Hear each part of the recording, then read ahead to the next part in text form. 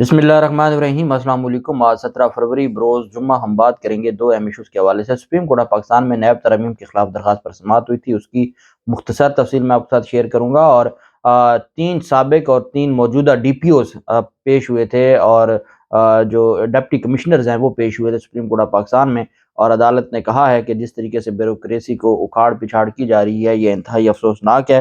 اور ساتھ گورنر پنجاب نے انٹر کورٹ اپیل دائر کی، اور یہ انٹر کورٹ اپیل دائر کی گئی جو جسٹس جواد حسن صاحب کا فیصلہ تھا الیکشن کے حوالے سے، اس میں لال جھنڈی دکھا دی ہے لاہور ہائی کورٹ نے گورنر پنجاب کو۔ اس کے اوپر بھی ہم بات کریں گے۔ ایک اہم ایشو ہے سپر ٹیکس کا، جو بزنس کمیونٹی ہے ان کے اوپر لگایا گیا تھا۔ سپریم کورٹ آف پاکستان نے سپر ٹیکس کے نفاذ کو مؤخر کرنے کے فیصلے کے خلاف اپیلوں پر فیصلہ سناتے ہوئے فریقین کو 4% سپر ٹیکس ادا کرنے کا حکم دے دیا۔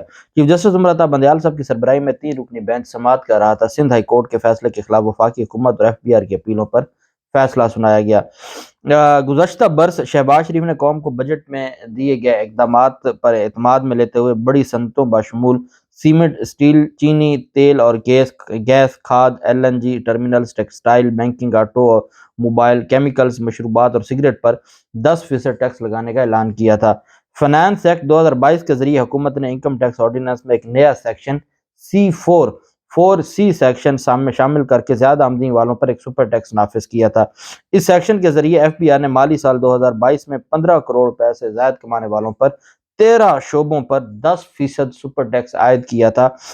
ان شعبوں میں اسٹیل ہے، بینکنگ ہے، اس کے علاوہ سیمنٹ ہے، سگریٹ ہے، آٹو موبائل، شوگر ملز وغیرہ تھیں۔ اس کے بعد اس فیصلے کو ملک کی تقریباً تمام ہائی کورٹس میں چیلنج کیا گیا۔ سندھ ہائی کورٹ میں جو 100 سے زائد درخواستیں تھیں، سندھ ہائی کورٹ نے وفاقی حکومت کا اس عمل کو غیر قانونی قرار دیا تھا۔ اس کے بعد اپیلیں دائر کی گئی تھیں سپریم کورٹ میں، اور سپریم کورٹ آف پاکستان نے جو 10% سپر ٹیکس تھا اس کو 4% سپر ٹیکس کر دیا ہے، اور کہا ہے کہ جو یہ 13 مختلف جو شعبے ہیں، اس کے لوگ جو 15 کروڑ سے زائد جن کی انکم ہے وہ باقی ٹیکسز کے علاوہ سپر ٹیکس کی مد میں 4% بھی ادا کریں گے۔ یہ سپریم کورٹ آف پاکستان کا ایک مجھ سے دوست پوچھ رہے تھے کہ سپر ٹیکس کے حوالے سے جو سپریم کورٹ آف پاکستان میں اپیلوں کا فیصلہ ہے وہ کیا تھا، تو وہ 10% جو سپر ٹیکس تھا وہ کم کر کے 4% کر دیا گیا ہے سپریم کورٹ آف پاکستان کی جانب سے۔ پہلے ہی ہمارا یہ جو شعبے ہیں یہ برباد ہو چکے ہیں، ٹیکسٹائل انڈسٹری ہے وہ برباد ہو چکی ہے، لوگوں کے حالات بہت خراب ہیں۔ آٹو موبائل کو آپ دیکھ لیں، اس کے علاوہ باقی آپ کسی بھی سیکٹر میں چلے جائیں، تمام انڈسٹریز بند ہو رہی ہیں، اور سپریم کورٹ کو چاہیے تھا کہ حکومت سے کہا جاتا کہ ان کو مزید ریلیف دیا جائے تاکہ ملک میں کاروبار چل سکے، لیکن بدقسمتی سے جیسے دہشت گردی کے جو دن تھے، پاکستان پہ جو دہشت گردی کی جنگ سوار کی گئی تھی، تب پاکستان کی انڈسٹری شفٹ ہو گئی تھی بنگلہ دیش میں۔ دوبارہ اللہ معاف کرے انہوں نے حالات وہاں کھڑے کر دیے ہیں کہ ہمارے ملک میں انڈسٹری بند ہو کے باہر کی دنیا میں پاکستانی انویسٹ کرنا شروع ہو گئے ہیں۔ جبکہ دوسری جانب نیب ترمیم کے حوالے سے اسلام آباد ہائی کورٹ میں ایک کیس تھا، چیف جسٹس عامر فاروق صاحب کی سربراہی میں ڈویژن بینچ تھا جو سماعت کر رہا تھا۔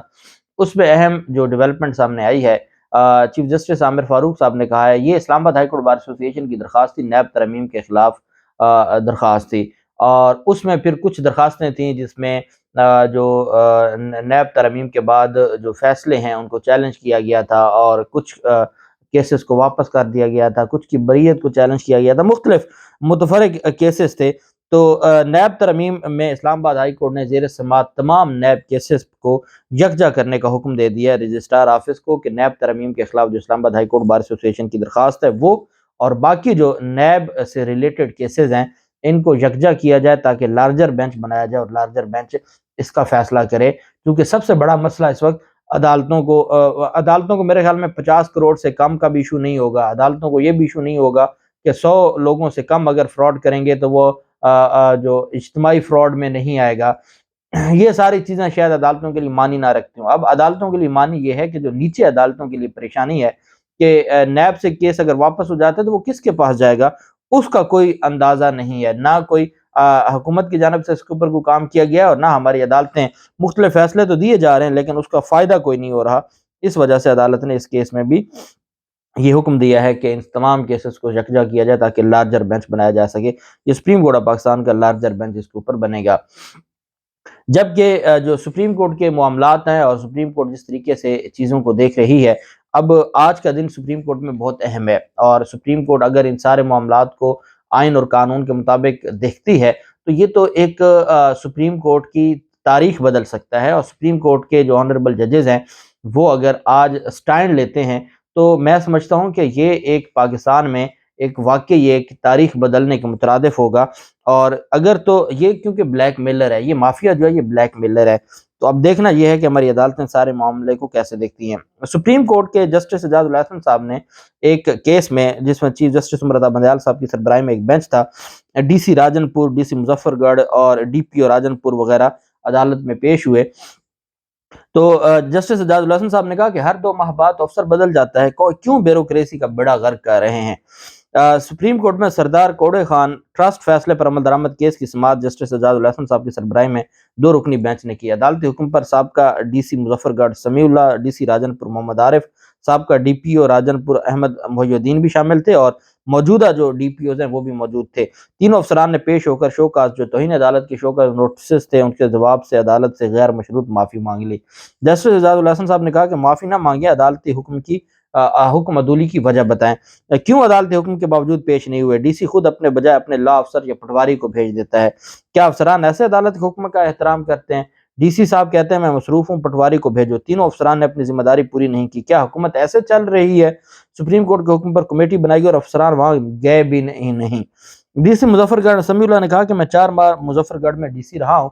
اس پر جسٹس اعجاز نے ریمارک کیا، ہر 2 ماہ بعد تو افسر تبدیل ہو جاتا ہے، کیوں بیوروکریسی کا بیڑا غرق کر رہے ہیں؟ افسر پسند نہیں آتا تو 2 ماہ بعد کہیں اور پھر کہیں اور۔ سپریم کورٹ نے موجودہ تمام افسران کو آئندہ کمیٹی اجلاسوں میں شرکت کا حکم دے دیا، اور توہین عدالت کے جو نوٹیفیکیشن تھے، جو شو کا نوٹسز تھے، وہ معطل کر دیے، اور عدالت نے کہا کہ آپ جو ایک اہم ایک ٹرسٹ کیس ہے اس پر عمل درآمد کے لیے جو کمیٹی بنائی گئی اس کے سامنے پیش ہوں اور اپنی جو ذمہ داری ہے وہ نبھائیں۔ ساتھ عدالت نے یہ بھی کہا ہے کہ جو نگران حکومت ہے وہ جس طریقے سے اکھاڑ پچھاڑ کر رہی ہے، اور اس سے پہلے جو حکومتیں تھیں، جو وفاقی حکومت ہے اور جو باقی حکومتیں وہ جس طریقے سے بیوروکریسی کے تبادلے کر رہی ہیں، یہ انتہائی افسوسناک ہے۔ سپریم کورٹ آف پاکستان میں نیب ترمیم کے خلاف جو درخواست ہے اس پر اہم سماعت ہوئی، اور چیف جسٹس عمر رضا بندیال صاحب نے اس بات کا عندیہ دیا کہ وہ اس معاملے کو جلد از جلد ڈیسائیڈ کرنا چاہتے ہیں، اور وہ اس معاملے کو اب مزید پینڈنگ نہیں رکھنا چاہتے۔ اب معاملہ کچھ اس طرح سے ہوا کہ ہماری جو آنریبل عدالت ہے، ہماری جو honourable supreme court of Pakistan ہے، سپریم کورٹ آف پاکستان نے بڑا واضح اس حوالے سے یہ کہا ہے کہ جو نیب ترمیم ہیں اس میں کئی خامیاں موجود ہیں۔ یہ بات بڑی واضح کہہ دی کہ اس میں کئی خامیاں موجود ہیں اور اس میں کئی ایسی چیزیں ہیں جن کو درست ہونا چاہیے، لیکن سوال یہ ہے کہ کیا یہ عوامی مفاد کا کیس ہے یا نہیں ہے۔ سپریم کورٹ میں جسٹس منصور علی شاہ صاحب نے کہا، یہ 3 رکنی بینچ ہے، منصور علی شاہ صاحب نے کہا کہ نیب قانون کے ساتھ کیا واضح نہیں ہے کہ کیسز منتقل ہو کر کہاں جائیں گے؟ وفاقی حکومت نے کہا کہ چیئرمین نیب کی سربراہی میں کمیٹی ہے جو کیسز کی منتقلی متعلقہ فورم کا معاملہ دیکھ رہی ہے۔ برطانیہ میں کہا جاتا ہے کہ اگر کسی معاملے کا فیصلہ نہ کرنا ہو تو اس کو کمیٹی میں بھجوا دیں۔ نیب آرڈیننس 2019 کے تحت 41 افراد بری ہوئے تھے۔ چیف جسٹس پاکستان نے کہا کہ اس کیس میں عدالت خود کو 2022 کی نیب ترمیم تک ہی محدود رکھے گی۔ حکومتی وکیل مخدوم علی خان نے دلائل دیا کہ عمران خان کی درخواست میں حقائق درست انداز میں نہیں بتائے گئے۔ درخواست میں پٹیشنر کو نیب ترمیم کا آئین کی شقوں سے متصادم کے متعلق بتانا ہوتا ہے۔ عمران خان کی درخواست میں ٹوٹل 47 قانونی سوالات ہیں، ان 47 قانونی سوالات میں صرف 4 میں نیب ترمیم کے ساتھ آئینی شقوں کا حوالہ دیا گیا ہے۔ وکیل نے کہا کہ نیب ترمیم کے درخواست میں پہلے 2 سوالات ضیاء اور مشرف دور کے ریفرنڈم والے ہیں۔ نیب ترمیم کی درخواست میں 21 قانونی سوالات دراصل سوالات ہی نہیں ہیں۔ درخواست کے ان 21 سوالات میں کسی نیب ترمیم یا بنیادی حقوق کا حوالہ نہیں کیا گیا۔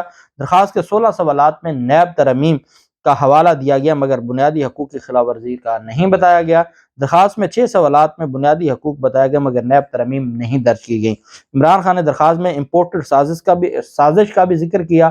مخدوم علی خان صاحب نے کہا کہ عمران خان نے امپورٹڈ سازش کا بھی درخواست میں ذکر کیا ہے۔ پچھلے کچھ دنوں کے اخبارات کے مطابق اب یہ امپورٹڈ سازش بھی ایکسپورٹڈ سازش بن گئی ہے۔ چیف جسٹس صاحب نے کہا جو پورے انہوں نے فیکٹس اینڈ فگرز رکھے، چیف جسٹس عمر رضا بندیال صاحب نے کہا آپ نے تو عمران خان کی درخواست کا فورینسک آڈٹ کر دیا ہے۔ خیر عدالت نے کہا ہم کیس کو جلد ختم کرنا چاہتے ہیں، بہت سے اہم معاملات غور طلب ہیں جن کی نیب کیس ختم ہونے کے بعد ہم سماعت کریں گے۔ اس وجہ سے عدالت نے کیس کی سماعت 21 فروری تک ملتوی کر دی۔ عدالت ساتھ کہتی ہے یہ روزانہ کی بنیادوں پر سماعت ہو رہی تھی، چونکہ آگے ویکینڈ آ گیا، اس وجہ سے عدالت نے اس کی جو 21 فروری تک، اور عدالت نے کہا ہم اس معاملے کو وائنڈ اپ کرنا چاہتے ہیں اور اللہ کرے ایسا ہو جائے۔ لاہور ہائی کورٹ میں الیکشن کی تاریخ پر گورنر سے مشاورت کرنے کا جسٹس جواد حسن صاحب کا فیصلہ، جس کے اوپر ہر قانون کے طالب علم نے، میرے سمیت ہر قانون کے طالب علم نے کہا کہ جسٹس جواد حسن صاحب نے ایک طرف امیڈیٹلی کہا ہے کہ الیکشن کی تاریخ اناؤنس کی جائے، اور دوسری جانب ان کی جانب سے یہ کہا گیا ہے کہ گورنر سے مشاورت کی جائے۔ گورنر سے مشاورت کا یہی بات کل جسٹس جواد حسن صاحب اور جو جسٹس عائشہ ملک صاحبہ نے بھی یہ بات کی تھی، چیف جسٹس عمر بندیال صاحب نے بھی یہ بات کی تھی، جسٹس مزار علی اکبر نقوی صاحب بھی یہ کہہ چکے ہیں کہ گورنر سے مشاورت کا آئین میں کہاں لکھا ہوا ہے، کہیں نہیں لکھا ہوا۔ بہرحال اب اس پر گورنر نے جو مشاورت کی گئی تھی تو گورنر نے کہا تھا جی کہ مجھے اس میں ایمبیگوٹی ہے، میں اس کے حوالے سے انٹر کورٹ اپیل دائر کروں گا۔ شہزاد شوکت کی جانب سے یہ اپیل دائر کی گئی اور لاہور ہائی کورٹ کا جو 2 رکنی بینچ تھا اس نے سماعت کی، اس میں جو ایک ہی گراؤنڈ لی گئی، اور وہ یہ ہے کہ جی میری حد تک جو یہ ہے جس میں یہ کہا گیا ہے کہ مجھے یہ کہا گیا کہ میرے ساتھ مشاورت کی جائے، اس حد تک معاملہ درست نہیں ہے، باقی ٹھیک ہے، میرے ساتھ کیوں مشاورت کرنی ہے، میں مشاورت نہیں کروں گا۔ اب یہ بھی کوئی بات ہے، اب میں آپ کو پڑھ کے سناتا ہوں ایڈوکیٹ شہزاد شوکت نے، جس میں الیکشن تاریخ کے حوالے سے سنگل بینچ کے فیصلے کی تشریح کا کہا گیا ہے۔ جسٹس چودھری محمد اقبال کی سربراہی میں یہ 2 رکنی بینچ تھا، جسٹس مزمل اختر شبیر بھی اس کا حصہ تھے۔ گورنر پنجاب کے وکیل نے کہا کہ آئین اور الیکشن ایکٹ 2 الگ الگ چیزیں ہیں، آئین کے مطابق گورنر کا کردار غیر سیاسی ہوتا ہے۔ انہوں نے کہا کہ پنجاب اسمبلی کی تحلیل کے لیے گورنر کے پاس سمری آئی، گورنر اس عمل کا حصہ نہیں بنے اور سمری پر دستخط نہیں کیے۔ درخواست گزار کے وکیل نے کہا گورنر آرٹیکل 105 کے تحت الیکشن کی تاریخ دینے کے پابند نہیں ہے، اگر گورنر اسمبلی تحریر کرے تو پھر گورنر تاریخ دینے کے پابند ہیں۔ انہوں نے کہا کہ سنگل بینچ نے الیکشن کی تاریخ کے لیے الیکشن کمیشن کو گورنر سے مشاورت کی ہدایت کی ہے، لہذا سنگل بینچ کے فیصلے میں گورنر سے مشاورت کے حوالے سے جو لکھا ہے اسے حذف کر دیا جائے۔ اب گورنر اپنے آپ کو بچانا چاہتا ہے، گورنر کو پتا ہے کہ تاریخ بھی میں نے نہیں دینی، پھر گورنر کہتا ہے بھی مجھ سے مشاورت، میری جان چھوڑ دیں، سارا ملبہ ڈالیں سکندر سلطان راجہ کے سر پر۔ لاہور ہائی کورٹ نے کہا ٹھیک ہے جی ہم اس معاملے کو دیکھ لیتے ہیں، ساتھ گورنر کا وکیل کہتا تھا کہ لاہور ہائی کورٹ کے سنگل بینچ فیصلے کو معطل بھی کر دیں، سسپینڈ بھی کر دیں۔ عدالت نے کہا آپ پورے فیصلے میں اتنی سی چیز چیلنج کر رہے ہیں، آپ کہتے ہیں جی جو ہمارے ساتھ مشاورت کی بات ہے اس کو ختم کر دیں، باقی سارا کچھ رہنے دیں، تو یہ کیا آپ فیصلہ کیوں معطل کروانا چاہتے ہیں؟ انہوں نے کہا جی نہیں فیصلہ معطل ہو جائے وہ پھر الیکشن کمیشن رابطہ کرتا ہے، یہ ہے وہ ہے۔ عدالت نے کہا نہیں، فیصلہ نہیں معطل ہوگا، فیصلے پر اپنا جو الیکشن کمیشن کا عمل درآمد ہے وہ جاری رہے گا۔ عدالت نے الیکشن کمیشن، تحریک انصاف اور باقی اٹارنی جنرل، ایڈوکیٹ جنرل کو معاونت کے لیے نوٹس جاری کرتے ہوئے جو کمنگ ٹیوزڈے ہے اس کے لیے سماعت کو مقرر کیا ہے، اور عدالت نے کہا کہ ہم اس کو دیکھ لیتے ہیں۔ مطلب یہ ہے کہ جب تک فیصلہ سسپینڈ نہیں ہوگا الیکشن کمیشن اپنا کام جاری رکھے گا۔ سپریم کورٹ آف پاکستان میں آج اہم دن ہے اور امید ہے کہ اس کو نوٹس کا معاملہ بھی سامنے آ جائے گا۔ چیف الیکشن کمشنر نے آج غلام محمود ڈوگر کیس میں پیش بھی ہونا ہے۔ غلام محمود ڈوگر بحال ہو کے سی سی پی او لاہور لگ جائے تو سارے پنجاب میں پی ٹی آئی کے مسائل ہی حل ہو جائیں گے۔ اللہ پاک خیر کرے گا، اللہ پاک پاکستان کا حامی و ناصر ہو۔ بہت شکریہ، اللہ حافظ، پاکستان زندہ باد۔